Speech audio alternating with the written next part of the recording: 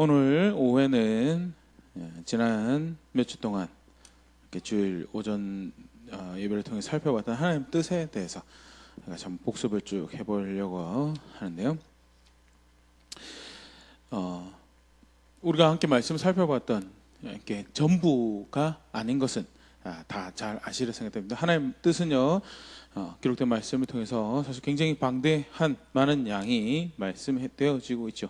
또 이제 선지서 같은 경우들이 또 속칭 이제 역사서라고 하죠. 개신교에서 역사서라고 그러고 유대교에서는 이제 선지서의 한 부분으로 이렇게 취급이 되는데요. 역사서, 선지서 내용들이 상황별로 또 사건별로 시기별로 이 하나님의 뜻을 어떻게 펼쳐가 무엇이 하나님께서 기뻐하신 뜻이었는지 이제 상황에서 이렇게 보일 수 있도록 이렇게 가르치고 있는데요. 성경 전반에 있는 하나님의 뜻을 이해하는데 어떻게 보면 굉장히 굵직굵직한 하나님 밝게 알려준 하나님 뜻 부분들을요 같이 좀 살펴봤었고요. 특별히 하나님 뜻을 위해서 기도한다라고 했을 때 막연한 기도를 하는 것이 아니고 이렇게 구체적으로 하나님께서 말씀하신 것을 가지고 기도하는 것에 대해서요. 그런 측면에서 우리가 하나님 뜻을 살펴봤고요. 오늘 한 6가지 우리가 이미 살펴봤던 부분들 함께 좀 복습을 해보려고 합니다. 첫 번째 우리 함께 살펴봤던 것이 하나님이 하나님 백성에게 무엇을 원하시는가, 하나님 뜻이 무엇인가 라고 할 때 하나님은 우리의 거룩함을 원하신다는, 어떤 상황이든 어떤 나라이건 어떤 문화이건 어떤 역사에 어떤 현장에 있건 상관없이 하나님 늘 하나님 백성의 거룩함을 원하신다는. 레위기 11장 45절에 나는 너의 하나님이 되려고 너희를 애굽 땅에서 인도하여 낸 여호와라. 내가 거룩하니 너희도 거룩할지어다라고요. 하나님께서 하나님 백성 삼으신 것을 말씀하신. 내가 그렇게 너의 하나님 되었고 너가 나의 구원의 백성이 되지 않았느냐. 내가 거룩하니 너희도 거룩하라라고 이렇게 말씀하신. 처음부터 하나님 백성 거룩함을 원하셨고요. 신약에도 마찬가지죠. 데살로니가전서 4장 또 베드로전서 1장에 다시 한 번 더 그 말씀하게 됩니다. 너희를 향한 하나님 뜻이 이것이니 거룩함이다. 사역을 쫓아서 불순종한 자처럼 되지 말고 부르신 자처럼 거룩하라라고 말씀하신 베드로전서 1장 말씀이죠. 그렇게 하나님은 거룩함을 원하시는데 그럼 왜 거룩함을 원하시는가? 굉장히 중요합니다. 우리의 거룩함의 방향성이죠. 단지 우리의 거룩함이 성경에서 우리가 살아가야 할 요구하시는 말씀하신 명령하시는 거룩함이 느낌이나 어떤 제의적인 것이 아니다라는 것이 이렇게 분명히 확인되어지는 것이 우리 무엇을 위해서 그럼 거룩해야 하는가라는 부분에서 우리가 볼 수 있는데요.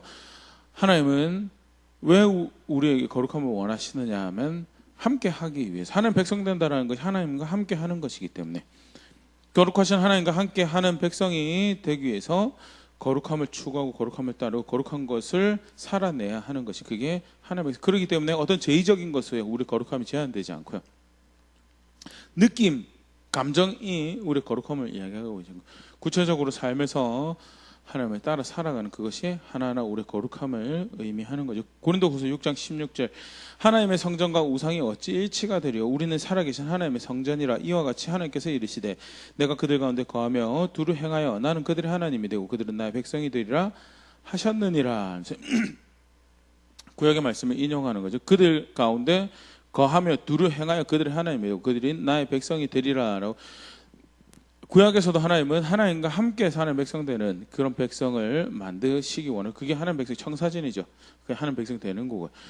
신약에서도 마찬가지죠. 그것을 내주하신 하나님의 영을 통해서 이루시고, 그래서 심지어는 하나님 백성 뭐라고 부르시냐면 성전이라고, 하나님께서 그 하나님 집이다라고 칭하시는 게요. 하나님께서 하나님 백성이 가지셨던 청사진이고요. 그렇기 때문에 무엇보다 중요한 게 뭐냐? 거룩함이다. 하나님과 함께, 거룩하신 하나님과 함께 하기 위해서 우리에게 요구되어지는 것이, 또 우리에게 바라시는 것이 하나님 뜻이 우리의 거룩함이다. 우리의 거룩함을 생각할 때 굉장히 중요한 이해가 하나 있습니다. 그게 뭐냐면 사람은 철저하게 거룩한 것과 상관이 없다는, 세상 그 어떤 것도 거룩한 것과 상관이 없다는, 거룩함은 오직 하나님부터 비롯된다라는 게 대해서 하나님이 거룩하게 하신 것이 거룩하게 돼. 하나님께서 이렇게 하면 거룩한 것이 될 것이다라고 할 때 그 기준에 부합하는 것이, 그 기준을 따르는 것이 그게 거룩해지는 거고요. 어떤 장소도 그거 말고는 거룩해질 수 있는 것이 없고요. 어떤 사람도 거룩해질 수 있는 방법이 없다. 왜? 기본적으로 우리 가지고 있는 죄성, 우리 죄로 인해서 철저하게 우리가 자기 계획으로 해서 자기 방법에서 거룩함을 만들어낼 수 없고, 그렇기 때문에 거룩함이 우리가 따라야 될 하나님께서 원하시는 우리를 향한 하나님 뜻이고, 그때 그 거룩함을 원하시는 것을 함께하기 위한, 그래서 우리가 추구해야 될 거룩함은 하나님과 함께하는 거룩함이고, 그때 그 거룩함은 내가 만들어내는 것이 아니라 철저하게 하나님 말씀, 하나님 뜻을 순종하는 것으로 만들어내는 거룩함이다라는. 레위기 20장 8절, 너희는 내 규례를 지켜 행하라. 나는 너희를 거룩하게 하는 여호와이니라. 거룩하신 하나님이실 뿐만 아니라 거룩하게 하시는 하나님이시기에 그 은혜를 쫓아서 우리가 거룩함 백성이 되어가는 거지. 사실은 그래서 하나님 말씀 굉장히 중요한 법이 굉장히 중요하죠. 그리고 순종이 굉장히 중요한 것이죠. 그것 말고는 다른 거룩할 수 있는 방법이 없기 때문에 하나님 뜻이 우리의 거룩함인 만큼 또 그 거룩한 것이 우리가 만들어낼 수 없기 때문에, 그 다음에 우리가 살펴봤던 하나님 뜻은요, 언제나 하나님은 우리가 돌이키길 원하십니다. 어디서 돌이키냐? 우리의 계획에서, 우리의 목적에서, 우리의 어리석음에서 돌이키길 원하신다. 스스로 거룩할 수 없기 때문에 하나님께서 하나님 백성에게 늘 원하시는 것은 하나님으로 돌이키는, 하나님 길로, 하나님 목적으로, 하나님 뜻으로, 하나님 법으로 돌이키기 원하신다. 그걸 굉장히 잘 보여주는 것이 구원의 복음이죠. 예수님께서 전하신 복음이 회개하라, 천국이 가까이 왔느냐, 돌이키라는, 돌이키는. 그래서 예수님 믿는 것은요, 계속 돌이키는 자리에 있는 거죠. 내 것으로 구원이 없어, 내 것으로 소망이 없기 때문에 계속해서 돌이켜지는, 어떤 상황에서도 돌이키는 자리에 있는 것이 그게 예수님 믿는 거예요. 그게 예수님께서 전하신 복음이고요. 하나님이 거룩함을 우리가 원하시는 만큼 우리에게 원하시는 것이 우리가 돌이키기 원하신다는, 우리가 함께 살펴보면 여러 가지 돌이키는 모습에 대해 성경이 가르치고 있는데요. 잠언 1장 22절 23절 가지고 구체적으로 어디서부터 돌이키는가에 대해 살펴봤었는데요. 너희 어리석은 자들은 어리석음을 좋아하며 거만한 자들은 거만을 기뻐하며 미련한 자들은 지식을 미워하니 어느 때까지 하겠느냐? 나의 책망을 듣고 돌이키라. 보라, 내가 나의 영을 너에게 부어주며 내 말을 너에게 보이리라. 세 가지로 돌이켜야 될 모습에 대해서 우리가 생각을 해봤죠. 기준이 없는, 법이 없는, 내가 원하는 대로 살아가는 어리석음, 그게 어리석음이죠. 성경에서 말하는 어리석음은요, 지식이 부족하고 지혜가 부족한 것도 어리석음이라 합니다. 근데 더 근본적으로 성경에서 말하는 어리석음은요, 기준이 없는 거예요. 여기서 기준이 없다는 것은 하나님의 법으로, 하나님 기준으로 옳고 그름 판단하지 않는, 선악과 땀은 하나님은 죽는다고 한 거에 대해서 그 죽는 게 아니고 자기 욕심 따라서 선택한, 그게 어리석음이죠. 하나님을 쫓아서, 하나님 뜻을, 목적을 쫓아서 옳고 그름을 결정하는 것이 아니라 내 욕심을 따라서 그때 기분 따라가는 거예요. 그때 그게 어리석음이고, 거만한 것은 자기 자신을 기뻐하는 것, 자기 자신을 기뻐하는 것이고, 미련한 것은 배우지 않고 부끄러워야 될 것에 부끄러워하지 않는 것에서 결국 사실 총체적으로 하나님 없는 삶의 모습을, 그래서 하나님이 없어서 존중해야 될 법이 없고 기준이 없어서 지 마음대로 살아가는 어리석음. 궁극적으로 그것이 자기 자신을 기뻐하고 자기 목적을 기뻐하고 자기 감정을 기뻐하고 스스로를 기뻐하는 거만함으로, 그리고 하나님이 없어서 부끄러워야 될 것을 부끄러워하지 않고 배우지 않고 그런 모습에서 돌이키는 것이, 그게 하나님 백성이 돌이켜야 되는 모습이고요. 그렇기 때문에 하나님이 말씀하신 기준으로 돌이키고, 그리고 기뻐해야 돼, 신뢰해야 돼, 존중해야 돼 대상이신 하나님께로 돌이키고, 그리고 하나님의 법을 존중해서 부끄러워야 될 것을 부끄러워하고 계속해서 그것을 배워가는데 그것이 양심이 되고 그것이 삶의 기준이 되고 방편이 되는 그런 자리로 돌아오는 것이, 그게 또 좀 다르게 표현하면 그게 뭐냐면 그게 하나님을 아는 것이죠. 하나님 인정하는, 기준이 없는 어리석음과 자기 자신을 기뻐하는 거만함과 배우지 않고 부끄러워하지 않는 미련함에서 돌이키는 것은 여호와 하나님을 존중해야 돼, 자신의 신으로 존중하는 것을 의미하는 거고요. 그거를 성경에서 뭐라고 이야기하냐? 그게 하나님을 아는 것이죠. 하나님을 아는 것은요, 사실 표현 자체가 그렇죠. knowledge of God 또는 knowing God이라는 표현은 우리가 쉽게 지적인 알물, 이렇게 생각을 합니다. 또는 이제 경험적인 알을 생각을 합니다. 그런데 성경은 지적인 경험적인 암 이상의 것을 이제 이야기를 하죠. 예. 결국 하나님을 안다라는 것은 하나님을 인정하는, 하나님을 인정하지 않으면서 안다라고 하는 것은 하나님을 아는 게 아니죠. 대표적인 모습들이 이제 호세아 기록될 당시 북이스라엘 상태에 대해서 쭉 살펴보면서 우리가 보일 수 있었는데요. 여로보암 2세 통치, 여로보암 길을 그 1세 여로보암 길을 여전히 따라가면서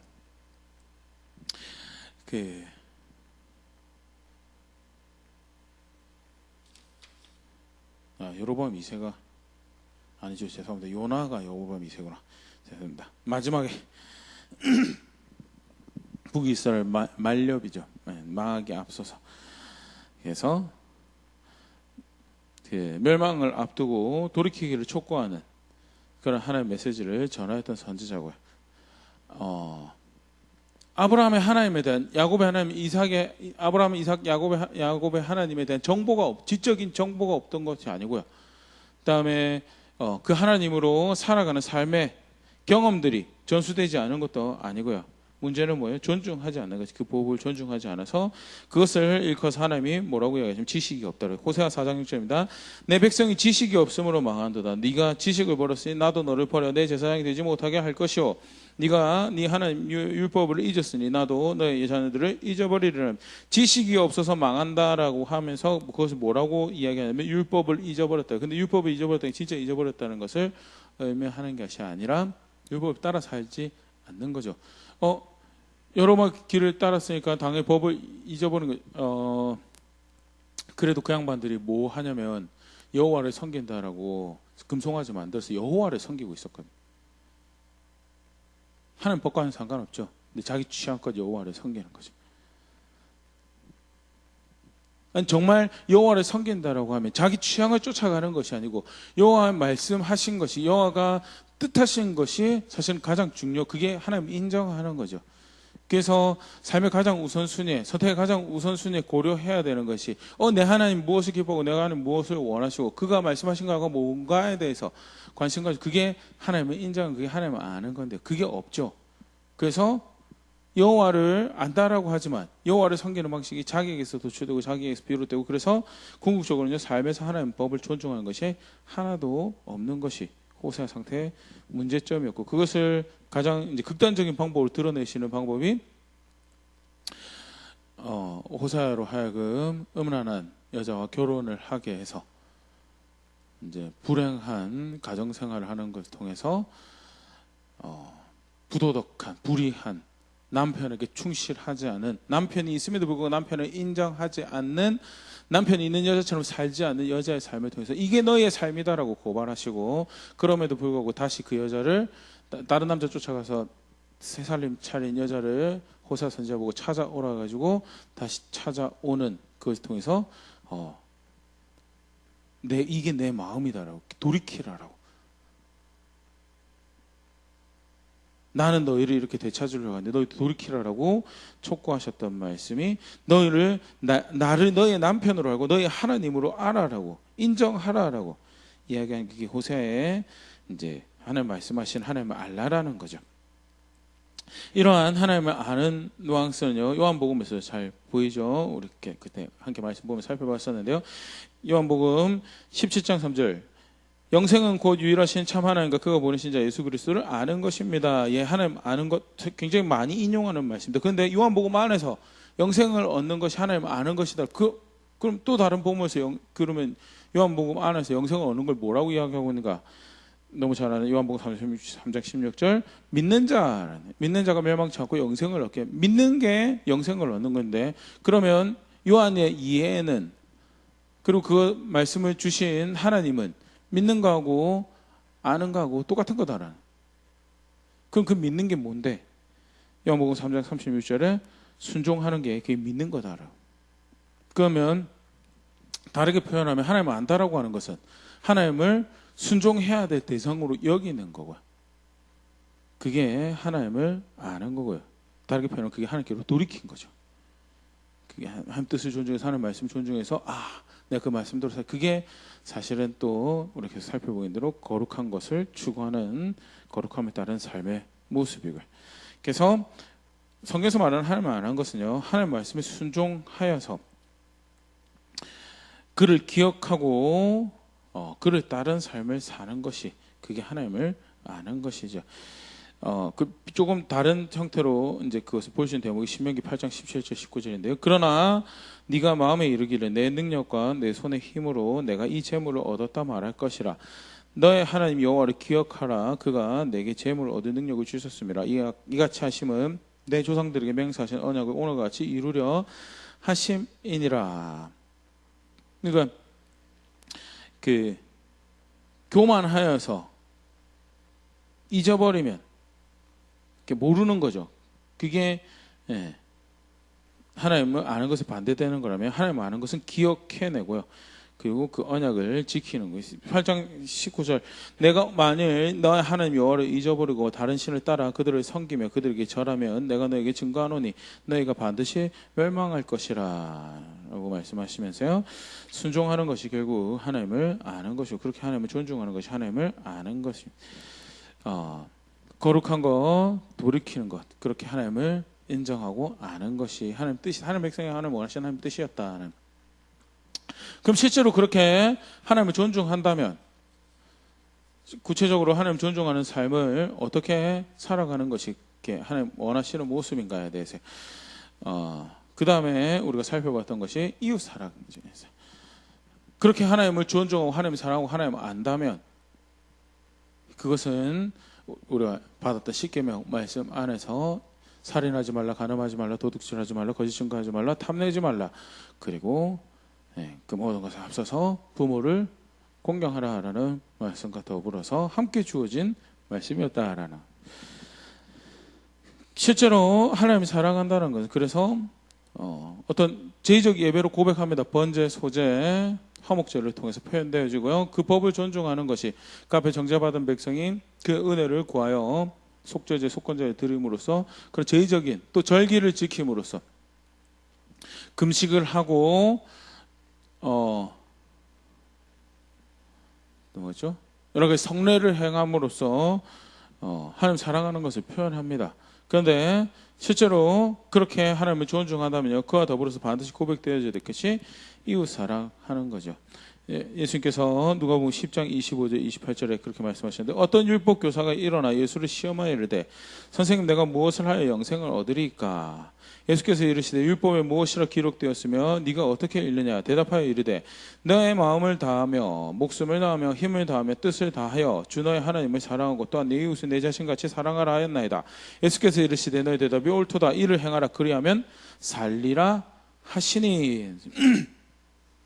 하나님 사랑하는 거, 하나님 존중하는 거, 하나님이 우리 하나님입니다. 그래서 하나님 그 법을 존중하는 거랑 다음에 이웃 사랑하는 거. 그래서요, 실제로 거룩함을 따른다면 그것은 돌이키는 삶의 모습을 나타나야 되고, 실제로 그렇게 돌이키는 삶을 살아가고자 한다면 하나님을 존중하는, 다르게 표현하면 그렇게 하나님을 아는 삶의 고백이 있어야 되고, 그렇게 실제로 여호와를 나의 하나님으로 압니다라고 그렇게 예배하고 그렇게 기도하고 그렇게 산다면 구체적으로 그 뜻을 존중하여서 이웃 사랑하는 삶의 모습이 나타내야 되는 것이 그게 성경에서 가르치고 있는 하나님을 향한 하나님 뜻이고요.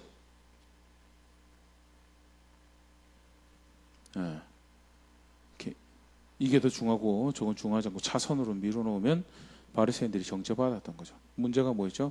궁극적으로 하나님을 존중하는 것이었기 때문에 입맛에 맞는 제의적인 것, 자기들 종교적인 어떤 그 감각을 충족시키는 제의적인 것은 하는데 반대로 구제하고 정의를 행하고 긍휼히 여겨야 될 것에 대해서 하지. 그래서 예수님이 그렇게 하면 이것도 행하고 저것도 행해야 되다. 버리면 안 되는 것이다라고 이렇게 마태복음 23장에 말씀하셨던 것이요. 바리새인들을 향한 예수님의 말씀이었고요. 하나님 백성의 하나님 뜻이죠. 똑같은 짓 이사야 때도 똑같이 합니다. 제의적인 거 제사, 절기, 월삭으로 모이고 성회로 모이고 열심히 제사하고 열심히 제의적인 거 합니다. 그럼에도 불구하고 삶에서 정의를 잃어버리고 긍휼을 여겨야 되고 정직해야 되는 거 잊어버리고 불의한 이익을 탐하고 하는 것들이요. 그래서 너희가 나를 버렸다라고 말씀하시는 것이요. 똑같은 거죠. 하나님, 너희랑 하나님 뜻이, 나의 뜻이 이것인데 그 뜻을 저버린 거죠. 그래서 하나님 버렸다는. 그만큼 사실 이웃 사랑하는 것은요, 차선의 하나님 백성의 삶의 규율이 아니라 하나님께서 하나님 백성에게 원하시는 대표적인 하나님 뜻이고요. 실제로 거룩함을 위해서 하나님 뜻을 따라 살아간다고 할 때 반드시 고백되어야지, 돌이킨다라고 할 때 반드시 고백되어야지 하나님 백성의 삶의 모습이다는. 이 이웃 사랑은요, 먼저 살펴보면서 우리가 살펴봤지만요, 단순히 감정 화학 반응에만 맡겨놓은 수동적 반응이 아니다라는 것에 대해서 로마서에 바울이 대표적으로 그렇게 이야기하죠. 여기 하나님 백성이 원하시는 사랑의 모습은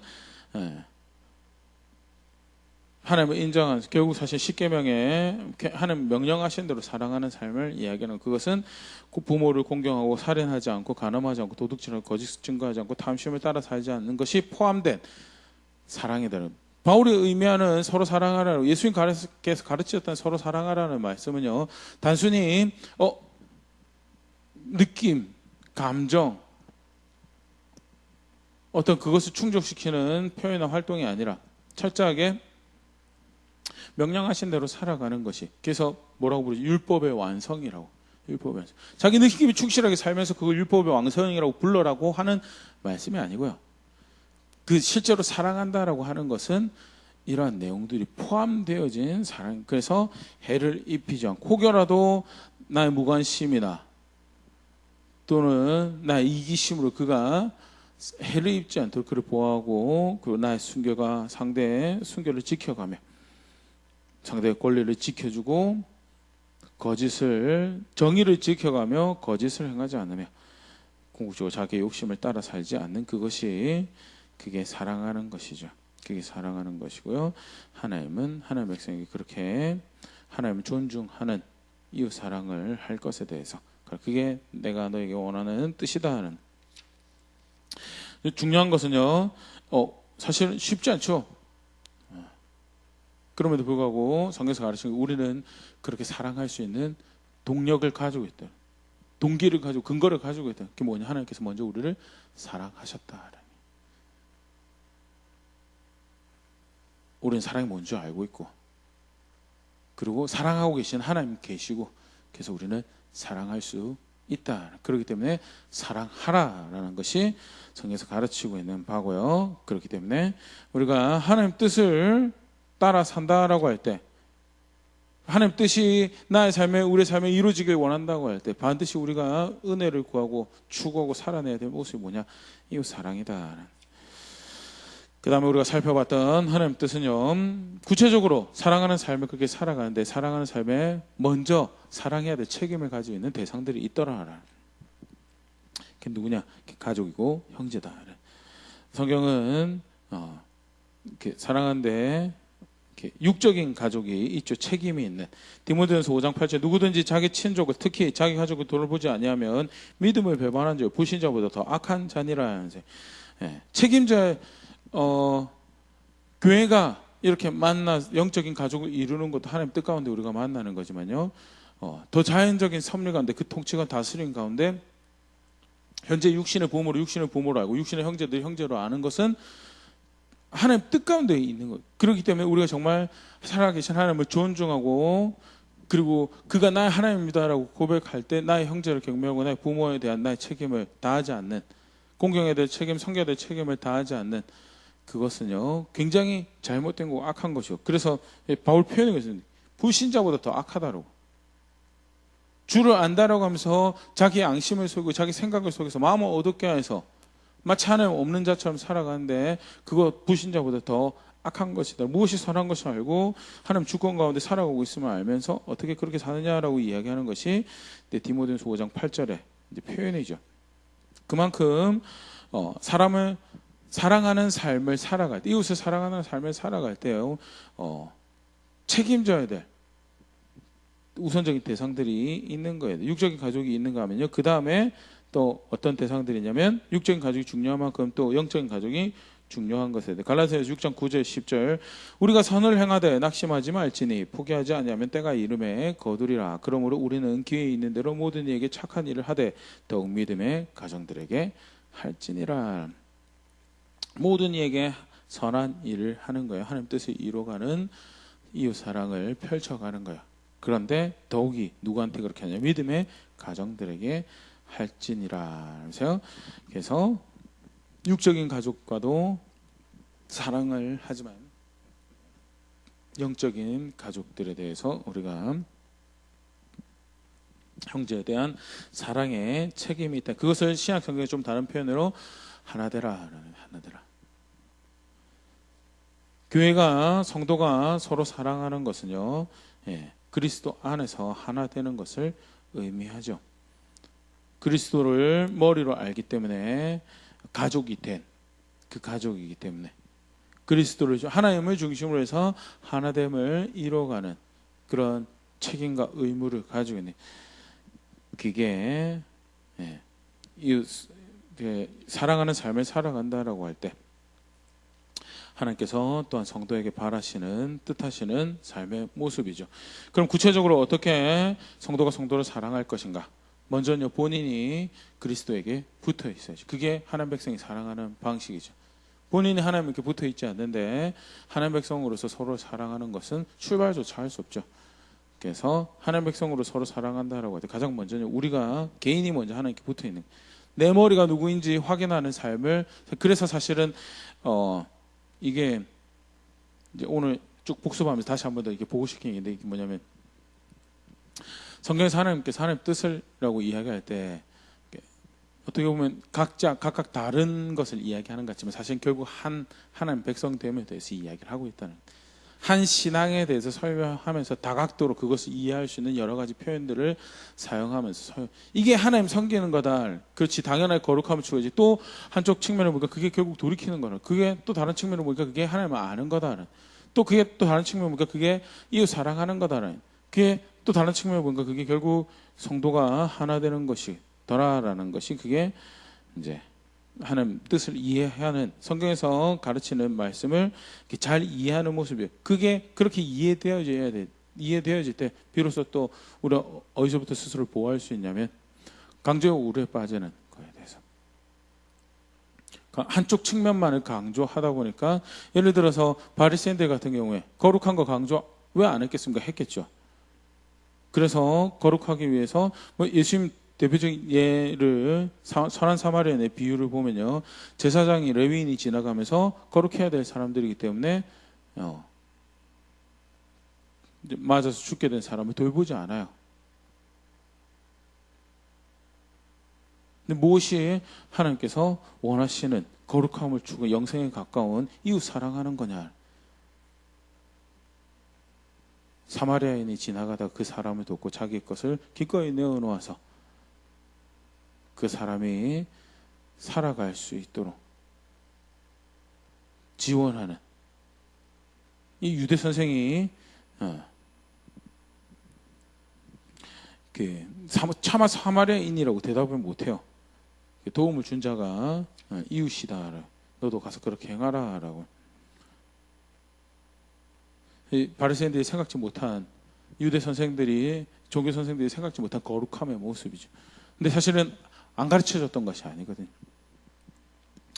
이미 성경에 가르쳐 주셨던 말씀이지만 전적으로 사실 하나님의 말씀에 총체적으로 순종하고 따를 생각이 없기 때문에 자기 취향을 쫓아서 제의적인 것, 아까도 이야기했던 어떤 종교적 심리나 종교적 감각을 만족시킬 수 있는 것들은 하는데 그게 아니라 이것도 버리지 말고 저것도 버리지 말아야 되는데 한쪽 말씀을 듣지 않는 부분에 대해서. 그래서 거룩함을 이해할 때도 그렇고요, 돌이키는 것을 이해할 때도 그렇고요, 반대로 우리가 사랑한다라고 할 때도 이웃 사랑하고 한다라고 할 때 하나님 없이 사랑하면 그거 사랑이 아니죠.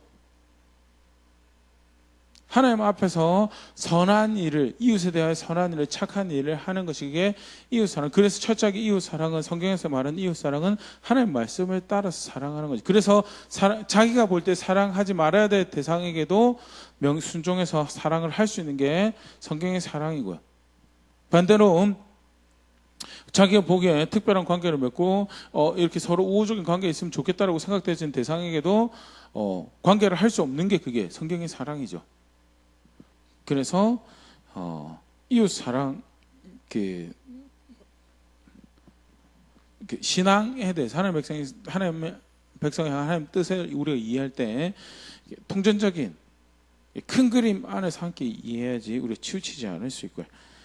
그래서 성도의 하나됨도 그런 측면에서요. 어떻게 하나 될 것이냐. 우리가 하나 된다고 할 때 우리 인간의 방법에서는 쉽게 사용할 수 있는 게 유니폼을 같이 맞춰 있고요. 어떤 통일 노래를 같이 부르고요. 일체감을 소속감을 가질 수 있는 여러 가지 방법들이 존재를 하죠. 나쁘다고 이렇게 완전히 나쁘다고 생각하지 않는데 사실 성경에서 이렇게 말할 때 하나 되면 그런 것과 조금 거리가 있는 걸 사실 볼 수 있어요. 그게 좀 비유적인 방법이지만 그런 것들을 이제 볼 수 있는 대목들이 어떤 게 있냐면 하나님 향해서 제단을 쌓을 때 뭐라고 말씀하시냐면 네 맘대로 벽돌을 만드는 게 아니고 뭐요? 정을 대지 않는 바위들을 가지고 와서 제단에 쌓으라라는 것이 그게 하나님께서 원하셨던 거죠. 또 바벨탑 만들 당시에 보면 그 전에는 하나님이 하나님 백성 사람들이 만들 때 벽돌로 만드는 것이 아니고 자연돌로 각양 지 맘대로 생긴 돌을 가지고 와서 만든다고 한다면 하나님 대적하여 만드는 것은 벽돌로 만들어요. 자기들이 규격화시킨 통일성을 가지고 있는 아주 바르고 사용하기 좋은 자기들 사회, 자기들 통치. 그런데 그게 아니고 하나님 방식은요. 각색의 개성을 가지고 있고 취향을 가지고 있고 성향을 가지고 있지만 그것이 누구를 위해서 사용되어진 거예요? 그 주인을 한 주인을 향해서 한 하나님을 향해서 사용되어지기 때문에 거기서 가지는 일체감과 통일성을 가진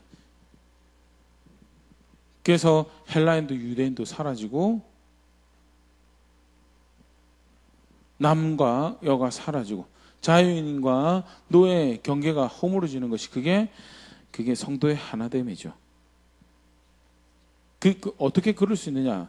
각자가 하나님께 붙어 있는 거. 그거 말고는요, 사실은 시작할 수 있는 다른 방법이 없습니다. 그래서 내가 하나님을 존중하고, 내가 거룩함을 사모하고, 내가 돌이키는 자리에 있고, 내가 어떻게 해서 하나님 뜻을 이루어가려고 하는 열정 가운데 무엇이 그가 기뻐하시는 걸까 쫓아가면 그렇게 이웃 사랑하고 사랑하는 자리에 서는 것에서부터 시작하는 게 그게 성도의 하나님. 그거 외에는요, 그것을 추구하지 않으면서 성도가 사랑하는 것, 성도가 서로 하나 되는 것을 추구하는 거요. 사실은 쉽지 않죠. 또 동시에 쉽지 않지만 가능한 것은 서로가 자신 하나님 앞에서 그렇게 경건하게 신실하게 서려고 하기 때문에 하나 될 수 있는 거고요.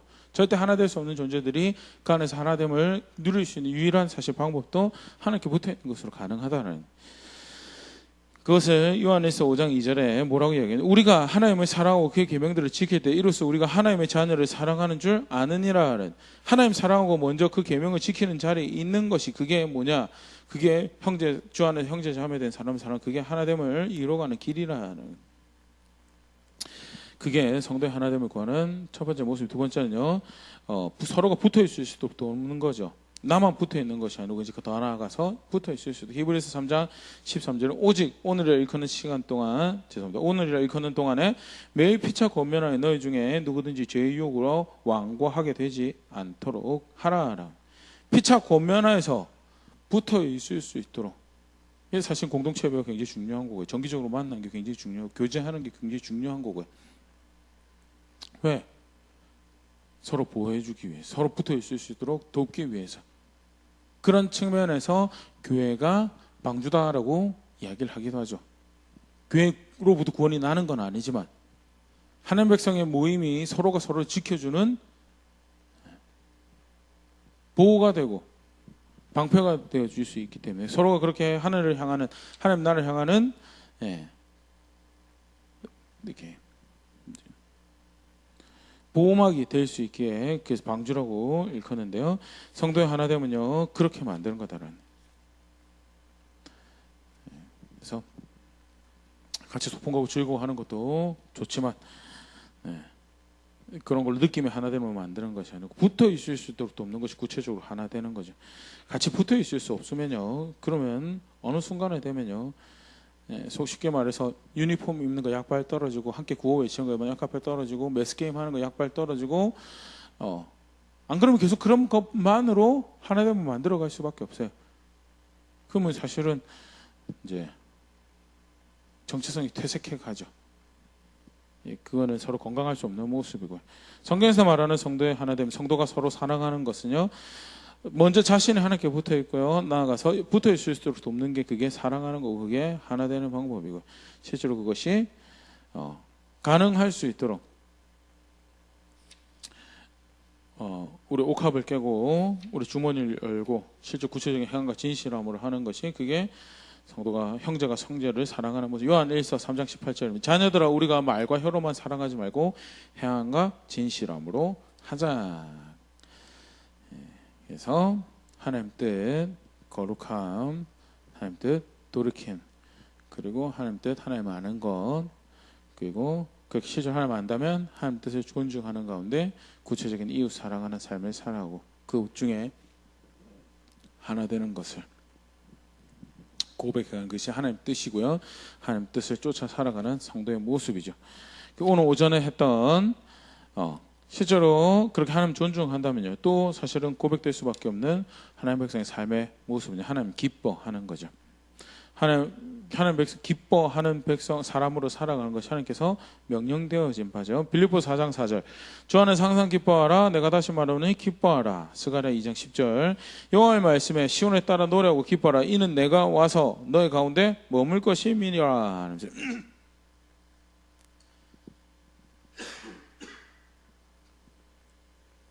하나님 기뻐하는 건요.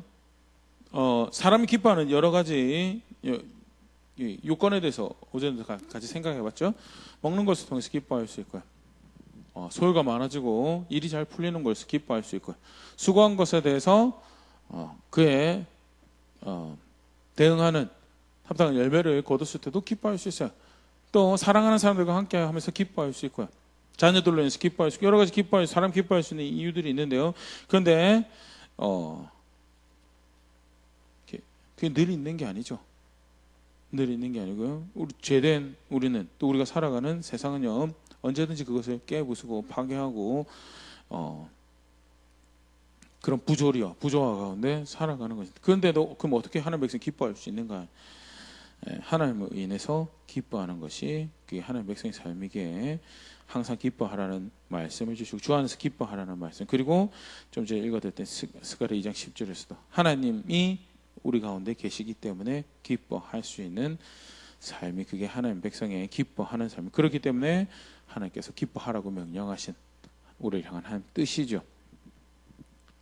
오전으로 같이 살펴봤었는데요. 그러면 구체적으로 하나님 기뻐하는 게 뭔가? 감정적인 기쁨. 사실 열매를 얻지 못했을 때 슬퍼하는 거 너무 자연스러운 반응입니다.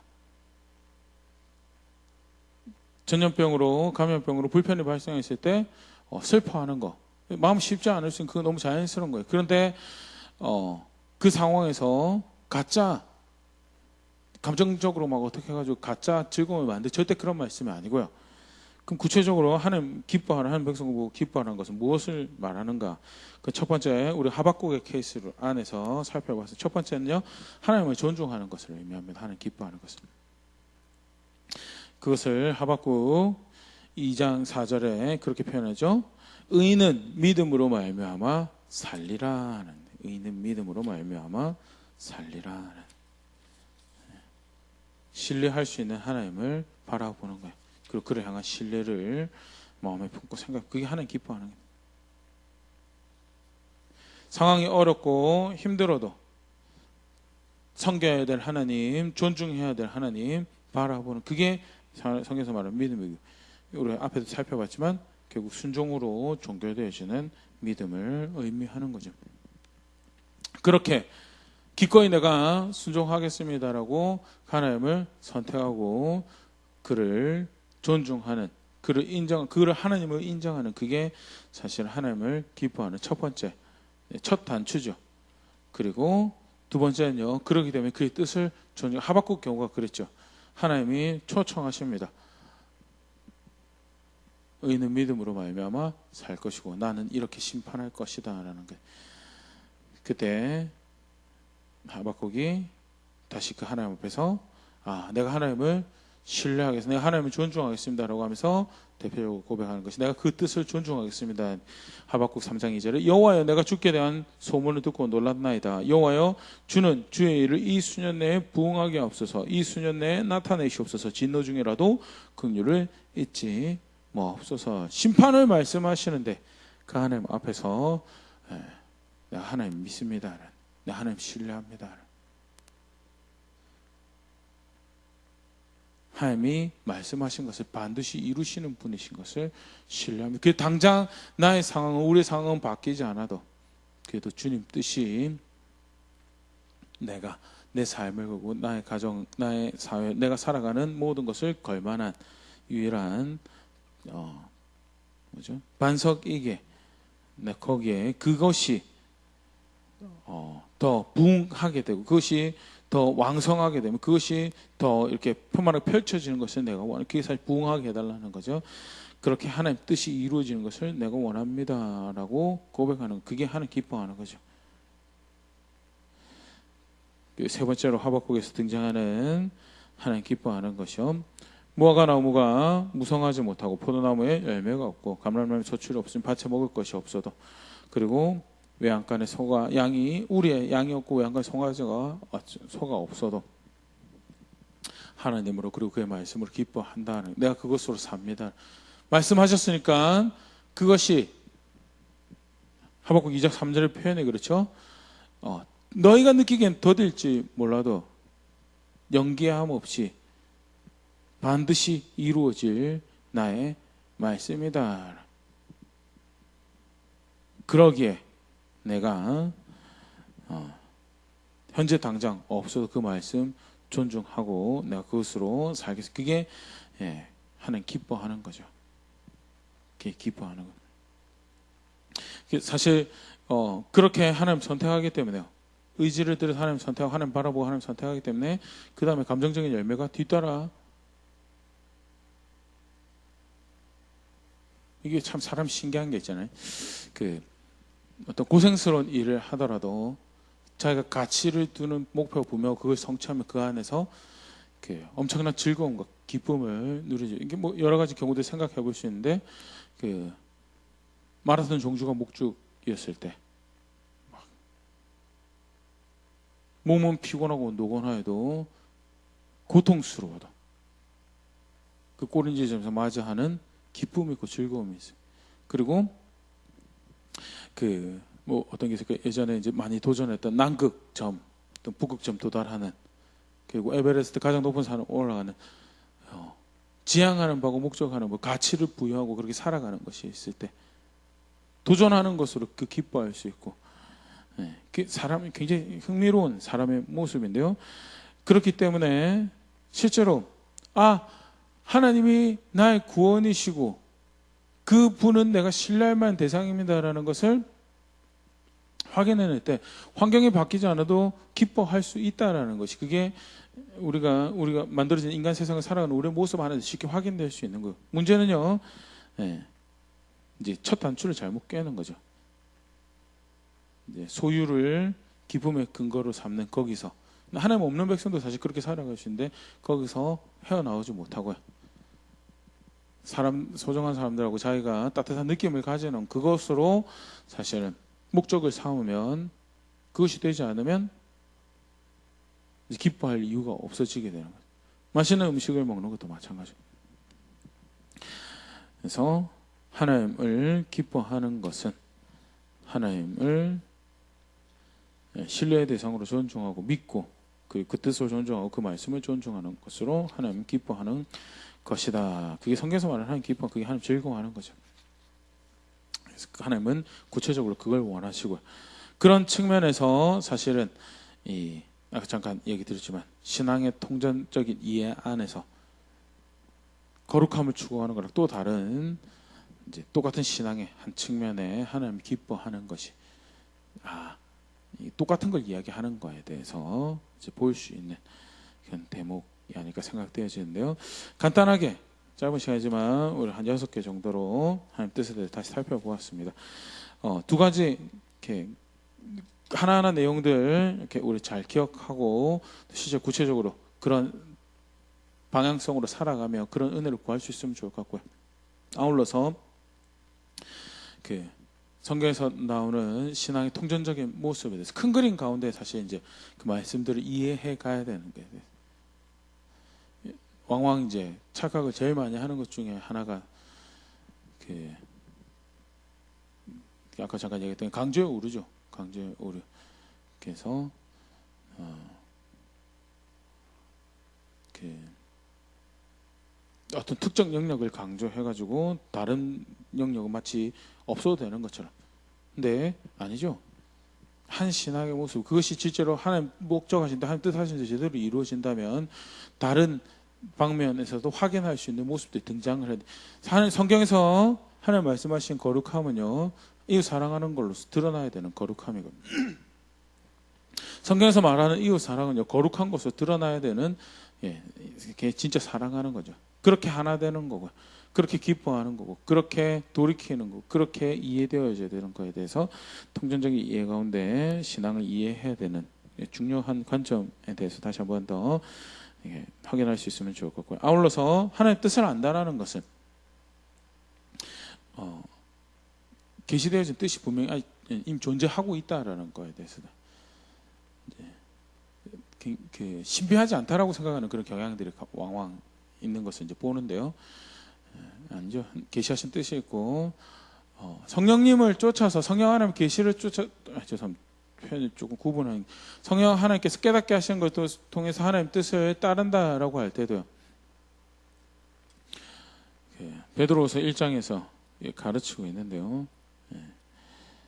사사로이 이렇게 만들어낼 게 아니다라는 게 하나님의 영이 그 일을 하는 것에 대해서 진짜 실제로 하나님 영을 따른다면 귀결돼야 될 결론이 어디인지에 대해서 보여주고 있는 그런 대목들이 이제 기록이 되어 있는데 하나님 뜻을 안다라고 할 때 개개인의 삶에 그것을 적용해 간다라고 할 때 마치 어떤 신비적인 방법으로 또 느낌으로 하나님 뜻을 그렇지 않다라고 하면서도 만들어내는 경우들이 있죠. 현재도 하나님 살아계시고요. 역사하십니다. 꿈으로 환상으로 감동으로 인도해 가십니다.